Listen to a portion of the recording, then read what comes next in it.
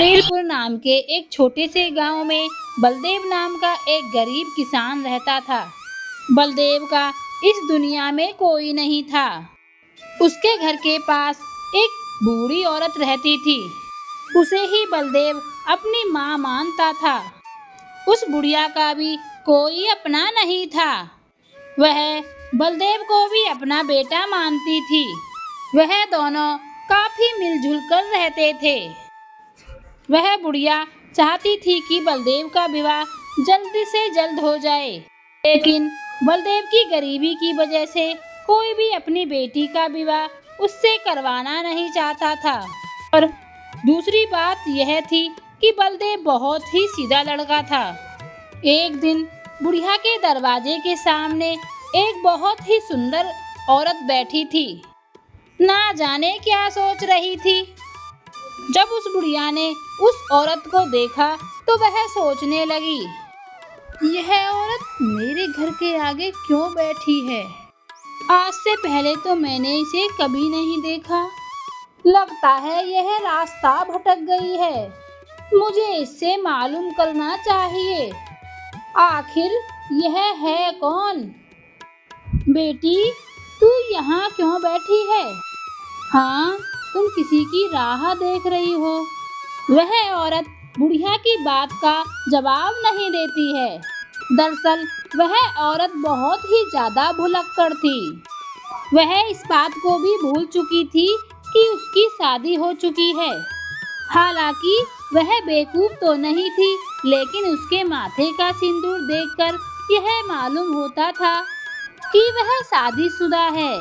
किसी गहरे सदमे की वजह से वह पागल हो गई थी। बुढ़िया उस औरत को इस तरह खामोश देखकर सोचने लगती है, इस औरत को तो अपने पति का भी ख्याल नहीं। क्यों ना मैं इसका विवाह बलदेव से करवा दूं। इसे तो बस इस बात का विश्वास दिलाना होगा कि यही तुम्हारा पति है। बुढ़िया उस औरत से दोबारा सवाल करने लगती है। बुढ़िया की बात सुनकर वह औरत रोने लगती है। उसे देख बुढ़िया बोलती है, अरे बेटी, तू रो मत, मैं तुझे तेरे पति के पास ले चलती हूँ। तेरा पति तेरा इंतजार कर रहा है। बुढ़िया किसी तरह बहला फुसलाकर उस औरत को बलदेव के घर ले गई। बुढ़िया उस औरत से कहने लगी, बेटी, तुम्हारा नाम क्या है? माँ जी, मुझे नहीं पता है कि मेरा नाम क्या है। कोई बात नहीं बेटी, आज से तेरा नाम कविता है। अब से मैं तुझे कविता कहकर पुकारूंगी। अब तू थक गई होगी ना जाकर थोड़ा सा आराम कर ले। बुढ़िया के कहने पर कविता चारपाई पर जाकर लेट जाती है। फिर बुढ़िया बलदेव से कहती है, बेटा, ये बहुत ही बेवकूफ औरत है। इसे कुछ भी याद नहीं। यह कौन है और कहाँ की रहने वाली है? मैं चाहती हूँ कि तू इससे विवाह कर ले। माँ, मैं कैसे इससे विवाह कर सकता हूँ? यह तो देखने में शादीशुदा सी लग रही है। इसके साथ धोखे से शादी करना ठीक नहीं होगा। अगर इसका पति इसे खोजते हुए आ गया तो वो तो इसे अपने साथ ले जाएगा। इसीलिए मेरा इस औरत से विवाह करना सही नहीं रहेगा। मैं इसके घर का पता लगाकर इसे वापस घर भेज दूंगा। बलदेव, तू फिजूल की बातें मत कर। अरे औरत के बारे में तुम कुछ नहीं जानते। मैं एक औरत हूँ और मुझे औरत के बारे में अच्छी तरह से पता है। यह औरत ना तो किसी की पत्नी है और ना ही अभी इसका विवाह हुआ है, बल्कि ये बिल्कुल कुंवारी लड़की है। बस इसमें एक ही कमी है कि ये बेवकूफ है, मगर इससे कोई फर्क नहीं पड़ता है और तुम इससे विवाह कर लो। यह तुम्हारे घर का काम भी करेगी और तुम्हारा सहारा भी बनेगी। अम्मा, मेरा दिल नहीं चाहता है कि मैं इस औरत से शादी करूं, क्योंकि मुझे लगता है कि इसका पति इसे ढूंढने जरूर आएगा। मैं पहले देखूंगा इसे खोजने कोई आता है या नहीं। अगर कोई नहीं आएगा तब मैं इससे विवाह कर लूंगा। अगर तुम्हें ऐसा लगता है तो तुम अपनी तसल्ली के लिए 1 महीना देख सकते हो। अगर आता है तो ठीक है, वरना तुम इससे विवाह कर लेना। बलदेव ने 1 महीना तक इंतजार किया। जब कोई भी आदमी उस औरत को ढूंढता हुआ नहीं आया, तो बलदेव ने उससे विवाह कर लिया। 1 साल के अंदर बलदेव के पुत्र पैदा हो गया और दूसरी साल में दूसरा पुत्र भी पैदा हो गया। हालांकि वो औरत अपने बच्चे को देखकर खुश नहीं थी। दोनों बच्चों का पालन पोषण बुढ़िया को ही करना पड़ता था। एक दिन बलदेव बुढ़िया से कहता है, अम्मा, ऐसी क्या वजह है जो हर वक्त कविता उदास रहती है? नहीं तो कुछ बोलती है और ना ही कुछ बताती है। बस सारा दिन घर के दरवाजे पर ही खड़ी रहती है, जैसे किसी का इंतजार कर रही हो। ऐसा नहीं है, दिल बहलाने के लिए दरवाजे पर खड़ी हो जाती है। लेकिन बुढ़िया को अच्छी तरह पता था कि यह औरत किसी और की पत्नी है और आज भी किसी और की राह देखती रहती है। कविता की यह हालत देखकर बुढ़िया सोचने लगी, इस औरत से खेतों में काम लेना चाहिए। यह घर में रहती है, इसलिए उदास हो जाती है। जब ये काम काज में लग जाएगी तो यह पहले पति को भूल जाएगी। यह सोचकर बुढ़िया बलदेव से बोलती है, बेटा, तू कविता को अपने साथ खेतों पर ले जाया कर। ये वहाँ तेरे साथ रहेगी तो इसका मन भी बहल जाया करेगा। बुढ़िया ने कविता को बलदेव के साथ खेतों में भेजना शुरू कर दिया। अब कविता बलदेव के साथ खेतों में काम करने लगी, लेकिन अब भी उसमें कोई बदलाव नहीं आया। एक दिन बलदेव और कविता खेतों में काम कर रहे थे, तो एक आदमी 9 साल के बच्चों के साथ कुछ खोजता हुआ गांव में आया। बलदेव की पत्नी कविता उस आदमी की तरफ को ध्यान से देख रही थी। उस आदमी को भी कुछ शंका हुई, तो वह बलदेव के खेतों में चला गया। कविता उस आदमी को देखते ही उससे लिपट गई और अपने बच्चे को चूमने लगी। बलदेव बस खड़े खड़े ये सब देख रहा था। उस आदमी के आने से कविता की याददाश्त भी वापस आ गई थी। फिर वह बलदेव की तरफ देखकर कहती है, ये मेरे पति हैं और ये मेरे बेटा है, लेकिन तुम कौन हो? ये सब बातें मैं तुमको क्यों बता रही हूँ? मैं भी कितनी पागल हूँ, अपनी बातें भी दूसरों से कहने लगती हूँ। कविता उस आदमी के साथ चली जाती है और बलदेव उसे देखता ही रह जाता है। उस औरत को याद ही नहीं था कि उसके छोटे छोटे 2 बच्चे भी हैं। बलदेव उससे कुछ भी ना कह सका और बलदेव अपने घर जाता है और बुढ़िया से कहता है, अम्मा, जिस बात का डर था वही हुआ। वो औरत शादीशुदा निकली और उसका दिमाग घूम गया था, इसीलिए वह सब कुछ भूल गई थी। और आज एक आदमी एक बच्चे के साथ आया था।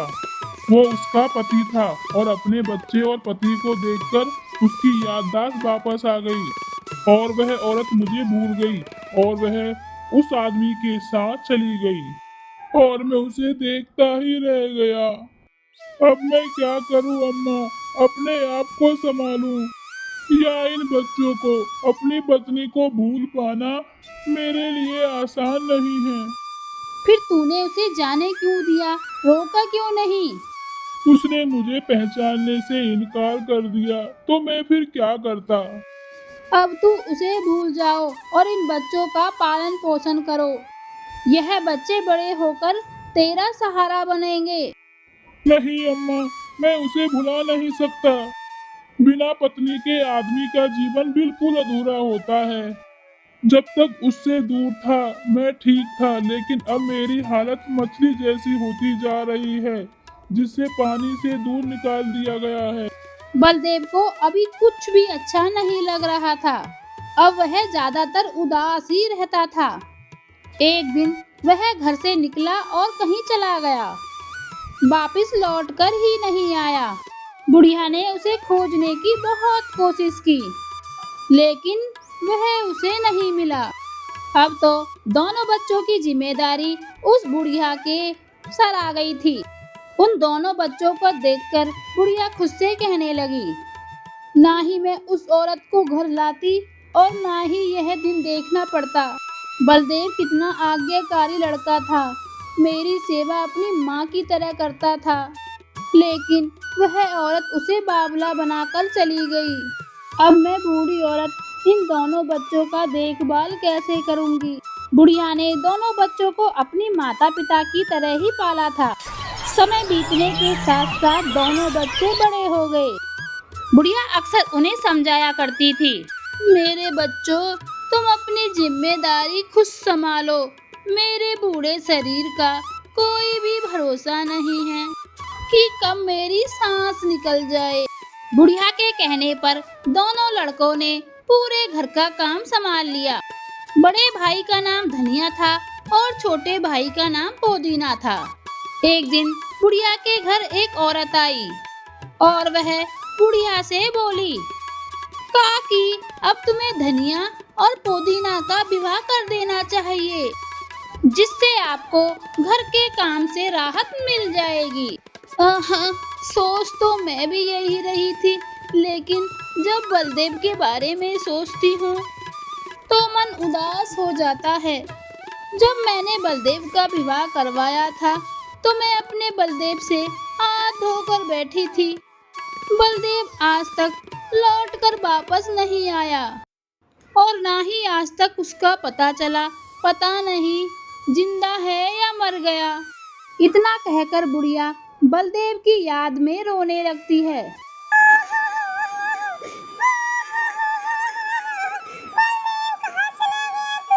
तरह उस महिला ने बुढ़िया को चुप कराया। फिर वह अपने घर चली गई। बुढ़िया ने कभी भी धनिया और पुदीना के सामने उनके विवाह की बात नहीं की कि दोनों भाई कभी कभी बेवकूफ पने की हरकत भी करते थे। एक दिन उन्होंने सुना कि पड़ोस में रहने वाला हरिया का लड़का सोम अपनी पत्नी को लेने अपनी ससुराल गया है। उन्होंने भी ये फैसला किया कि अपनी पत्नी को लेने ससुराल जाएंगे। अगले दिन दोनों बुढ़िया से कहने लगे, माँ, हमें बताओ हमारी ससुराल कहाँ है? कल हम ससुराल जाएंगे अपनी पत्नियों को लेने। क्या पत्नियों को लेने? क्यों बेवकूफ भरी बातें कर रहे हो? अभी तो तुम्हारा विवाह भी नहीं हुआ है, तो फिर पत्नी कहाँ से आएगी? हमें बेवकूफ मत समझो, हमने खुद अपनी आंखों से देखा है। कल सुबह सोम अपनी ससुराल गया है अपनी पत्नियों को लाने के लिए। उसका विवाह अभी नहीं हुआ है। आदमी जब अपनी पत्नी को लेने के लिए ससुराल जाता है तभी तो उसका विवाह होता है। अरे बेवकूफो, सोम का विवाह हुए को 9 साल हो चुके हैं।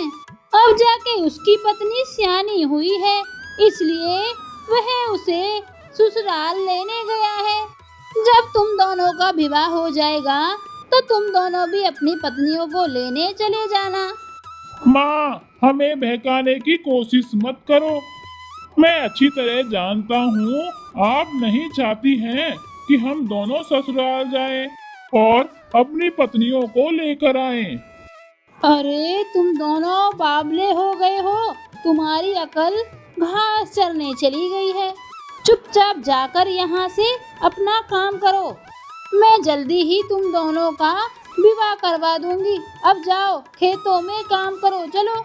दोनों भाई वहाँ से चले गए, लेकिन उन्हें लग रहा था कि माँ उनके साथ कुछ धोखा कर रही है। पुदीना, हमारा विवाह कहीं ना कहीं तो जरूर हुआ है, लेकिन माँ बता नहीं रही है। शायद उन्हें हमारी बहुओं से खतरा है, क्योंकि वह अकेले अकेले घर में दूध दही खाती रहती है। हम दोनों तो वैसे भी माँ के नौकर हैं। जब बहू आ जाएगी तो माँ को उनको खाना देना पड़ेगा। तुम सही कहते हो, माँ नहीं चाहती है कि हम अपने ससुराल जाकर अपनी पत्नियों को लेकर आएं। दोनों भाई एक दूसरे से बात कर ही रहे थे कि तभी एक गांव का आदमी उन दोनों के पास आया। दोनों भाइयों को उदास देखकर उनसे बोला, क्या बात है भाइयों, तुम दोनों इस तरह उदास क्यों बैठे हो? काका देखो ना, माँ हमें ससुराल नहीं जाने दे रही। नंदराम अच्छी तरह जानता था कि दोनों भाई अकल के बेवकूफ हैं। वो बात बनाते हुए कहने लगा, बेटा, वो बुढ़िया तुम्हारी अपनी माँ नहीं है। अगर अपनी माँ होती तो उनको तुम दोनों की चिंता होती और अपनी बहुओं की चिंता होती, लेकिन वह तो तुम दोनों को नौकर बना के काम लेती है। दोनों भाई नंदराम की इन मक्कारी भरी बातों में फंस गए। अब दोनों भाइयों ने ठान लिया था कि वह अपनी पत्नियों का पता जरूर निकालेंगे। भैया, हम अपनी पत्नियों का पता जरूर निकालेंगे, लेकिन पहले माँ से बात कर ली जाए कि वह हम दोनों की ससुराल के बारे में क्या छुपा रही हैं। जब वो हमारी माँ नहीं है तो हमारे ऊपर बोझ बनकर क्यों बैठी हुई है? दोनों घर गए और बुढ़िया से बोले, हाँ, हमें सब पता चल चुका है कि तुम हमारी अपनी माँ नहीं हो। तुम तो हमारी मेहनत पर राज करती हो। कौन कहता है मैं तुम्हारी माँ नहीं हूँ? किसी ने तुम्हें उकसाया है। उकसाने वाले ने तुम्हें यह नहीं बताया है कि मैंने तुम्हें अपने बच्चों की तरह पाला है। अपने बच्चों की तरह पालकर आपने हम पर कोई एहसान नहीं किया है। अब हम आपके साथ नहीं रह सकते हैं। हमें यह बता दो कि आपने हमारा विवाह कहाँ पर किया है? बुढ़िया आंखों में आंसू भरकर अपने घर चली गई और फिर सोचने लगी, मैंने अपने दोनों बच्चों का पालन पोषण करने के लिए बेकार में ही अपनी जिंदगी बर्बाद कर दी। आज मुझे अपनी गलती पर अफसोस हो रहा है। मैंने कितने लाड़ प्यार से उन दोनों की परवरिश की थी और उसके बदले में मुझे क्या मिला? सिर्फ ताने कि मैं उनकी मेहनत की कमाई पर राज करती हूँ। बुढ़िया ना जाने क्या क्या सोच रही थी। उधर दोनों भाई बहुत ही खुश थे। चलो अच्छा हुआ बला टली, बैठे बैठे खाती थी और हमसे जानवरों की तरह मेहनत करवाती थी। जब मेहनत करेगी तो अपने आप पता चल जाएगा। लेकिन भैया, वह तो हमारे ससुराल के बारे में कुछ भी नहीं बता के गई। अब हम अपनी पत्नियों के बारे में कैसे पता करेंगे कि वो कहाँ पर रहती हैं? बथुआ, अब हम उस बुढ़िया के पास नहीं जाएंगे। जो कुछ भी करना है अब हम दोनों को ही करना होगा। अब हम किसी नगर में चलकर काम करेंगे और वहीं पर बस जाएंगे और वहीं पर अपना विवाह कर लेंगे। दोनों भाइयों के पास थोड़ा सा धन था जो उन्होंने अपनी फसल बेचकर कमाया था। उस धन को लेकर दोनों जने दूसरे नगर की ओर को चल पड़े। चलते चलते उन्हें सुबह से रात हो गई, लेकिन उन्हें कोई भी नगर नहीं दिखाई दिया। उन्हें तो खुद भी नहीं पता था कि उन्हें कहाँ जाना है। वह पहली बार अपने घर से निकले थे, इसलिए वह किसी से पूछने में भी शर्माते थे। चलते चलते वह एक गांव में पहुंच गए। उस गांव में उन्हें एक बूढ़ा आदमी मिला। बथुआ बूढ़े आदमी से बोला, हम परदेसी हैं, क्या इस गांव में हमें ठहरने के लिए कोई जगह मिल सकती है? गांव के भीतर मुसाफिरों के ठहरने की कोई जगह नहीं है, लेकिन गांव के बाहर एक पुराना घर है जहां कोई नहीं रहता है। अगर राहगीरी अक्सर वहीं ठहरते हैं। हाँ, मगर ध्यान रखना, वहाँ ठहरना आसान नहीं है। चोर लुटेरे भी वहीं आकर ठहरते हैं और बेखबर मुसाफिरों को ठग लेते हैं। कई बार आधी रात को उनका सामान गायब हो जाता है। तुम दोनों नए हो और शक्ल से भोले भी लगते हो, इसीलिए दोनों को पहले ही समझा देता हूँ। अगर पास कोई कीमती चीज है तो सतर्क रहना। रात को बारी बारी से सोना, एक सोए तो दूसरा सामान की रखवाली करे। अच्छा किया बाबा जो आपने हमें बता दिया। अब हम वहाँ पर चौकन्ने रहेंगे। दोनों भाई गांव के बाहर बने हुए उस घर में जा पहुँचे। दो आदमी पहले से ही वहाँ सोए हुए थे। बथुआ अपने बड़े भाई से कहता है, पोदीना भैया तुम सामान की रखवाली करो और मैं सो जाता हूँ। बथुआ तू तो बहुत चालाक बनता है। अरे मैं भी तो तेरे साथ चलते चलते थक गया हूँ। बड़ा भाई होने के नाते मैं पहले आराम करूँगा और तुम सामान की रखवाली करो। दोनों भाइयों की बेवकूफ भरी बातें सुनकर वहाँ दोनों भाइयों में से एक आदमी कहने लगा, अरे भाई क्या तुम दोनों को भी वो बूढ़ा आदमी मिला था? उसने हम दोनों से भी यही कहा था कि घर में चौकन्ने होकर सोना। हालांकि यहाँ पर कोई चोर बदमाश दिखाई नहीं दिया। वैसे भी चोर बदमाश आधी रात पर ही आते हैं। अभी हम चारों मिलकर आराम कर लेते हैं। अरे नहीं नहीं, हम आराम नहीं कर सकते हैं। हम में से एक सोएगा तो दूसरा जागेगा। अरे भाई इस तरह से तो बहुत ज्यादा परेशानी हो जाएगी। हम 4 लोग हैं इसलिए हम दोनों सो जाते हैं। तुम दोनों भाई आधी रात तक पहरा दो और आधी रात के बाद तुम दोनों सो जाना। हम दोनों भाई पहरा दे देंगे। हमारे पास बहुत ज्यादा सामान है। यह देखो हमारी बड़ी बड़ी पोटलियां हैं।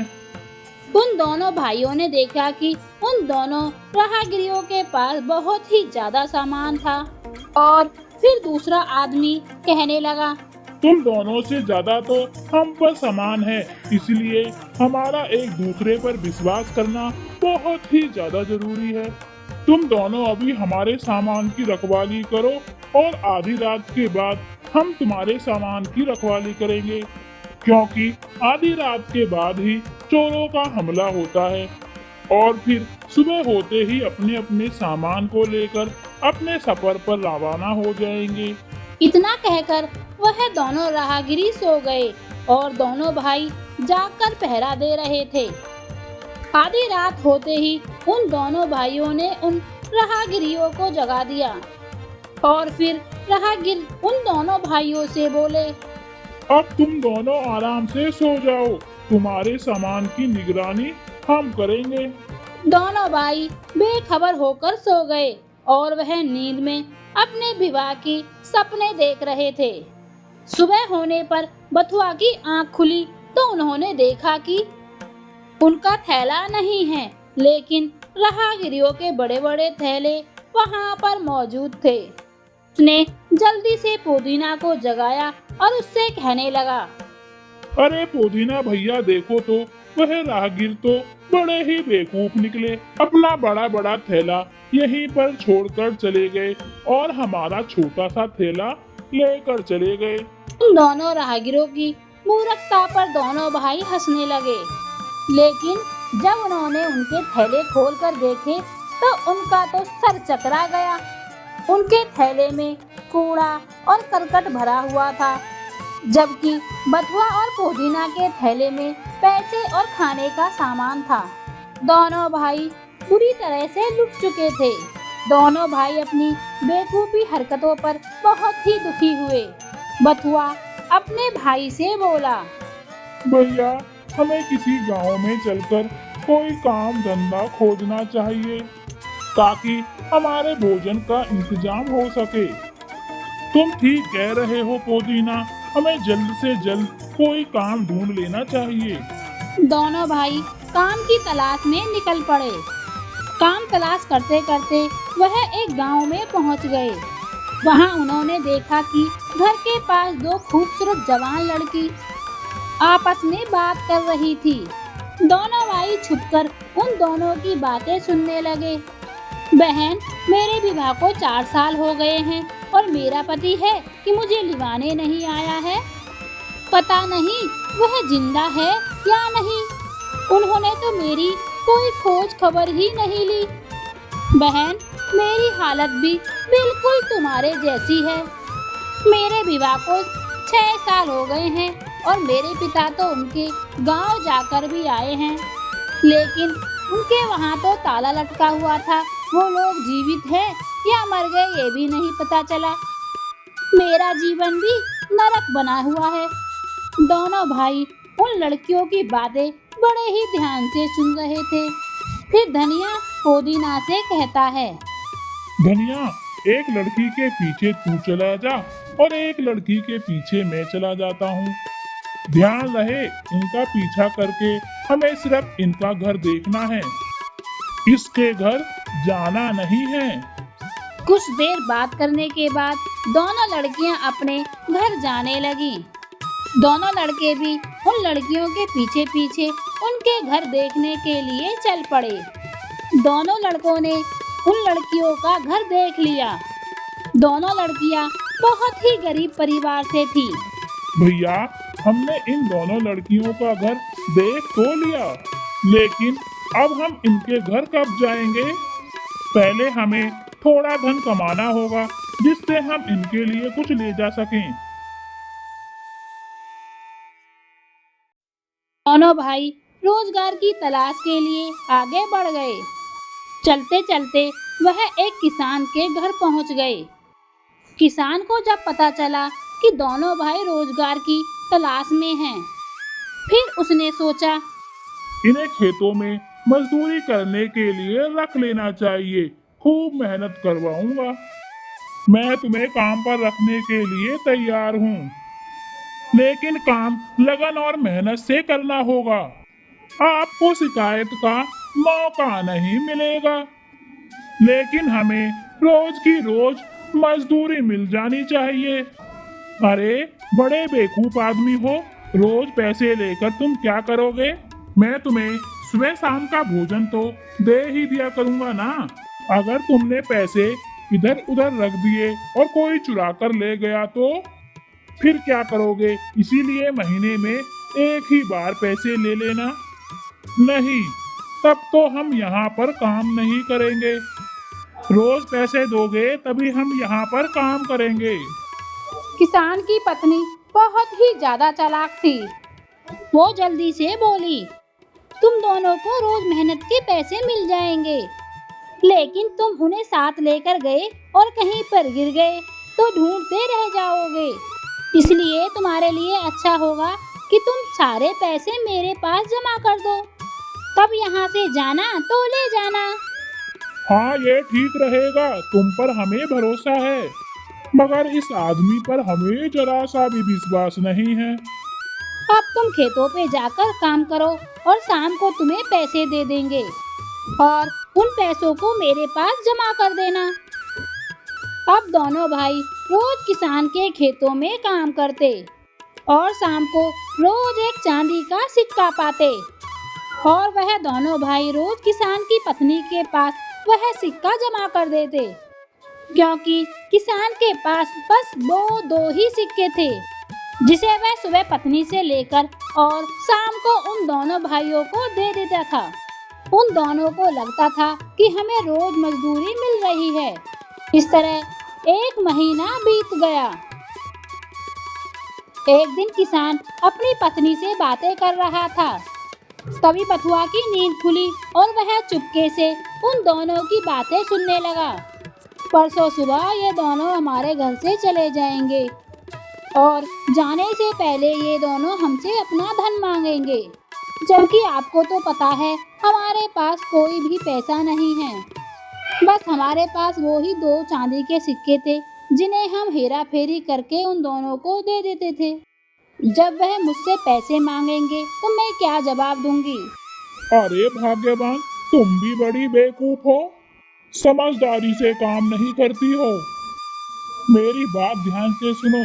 कल रात को तुम चोर चोर करके हल्ला काट देना। उन दोनों को लगेगा कि हमारे घर में चोर घुस आया है, और तुम उससे कहना कि हमारे घर से चोर सब कुछ चुरा कर ले गया है। उन लोगों के पैसे भी चोरी हो गए। दोनों पति पत्नी की बातें सुनकर बथुआ अपने भाई को उठाकर सारी बात बताता है।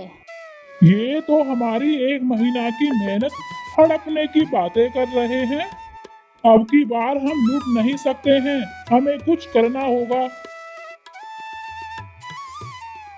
दोनों भाई किसान की गाय खोलते हैं और चुपके से अपने साथ लेकर चले जाते हैं। सुबह किसान ने देखा कि उनकी गाय वहां से गायब है, तो वह सिर पकड़कर बैठ जाता है। उसे समझ आ गया कि दोनों भाई उसकी गाय लेकर चले गए हैं। उन दोनों भाइयों ने उस गाय को 200 चांदी के सिक्कों में बेच दिया। फिर धनिया पुदीना से कहने लगा, तुम जिस लड़की का घर देखकर आए थे, तुम उसके घर चले जाओ और मैं जिस लड़की का घर देख के आया था, मैं उसके घर जा रहा हूँ। उसके बाद दोनों भाई बाजार गए और कुछ कपड़े और मिठाई लेकर आ गए। वह दोनों उस लड़की के घर चले गए। बथुआ ने उस लड़की के घर पहुंचकर उसकी माता से कहा, आपने शायद मुझे पहचाना नहीं। बथुआ की बात सुनकर लड़की की माँ बोली, बेटा तुम्हें नहीं पहचानूंगी तो किसे पहचानूंगी? तुम हमारी बेटी के पति हो। मैं अपनी पत्नी को लेने आया हूँ। बेटा मेरी बेटी का ख्याल रखना।